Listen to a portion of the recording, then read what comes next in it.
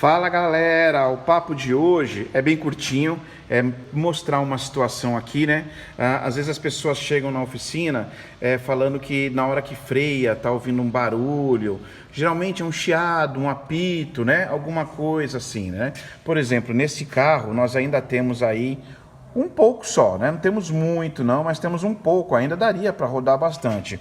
Mas a queixa do barulho na frenagem se dá por conta de uma irregularidade de atrito no material. Tá vendo como você tem uma coloração diferente aqui no disco, né?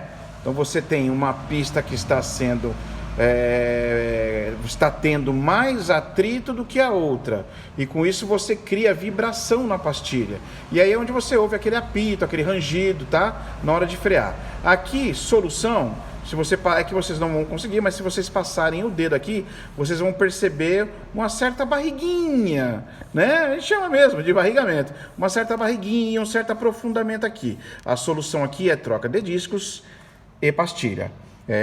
Se tentar trocar somente a pastilha, por conta dessa irregularidade no disco, você não vai conseguir eliminar o problema.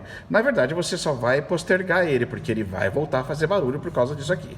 Beleza? Mecânica para todos. Dá uma curtida aí, compartilha. Qualquer coisa, precisar de revisar seus freios, fala comigo que eu resolvo. Tchau, obrigado.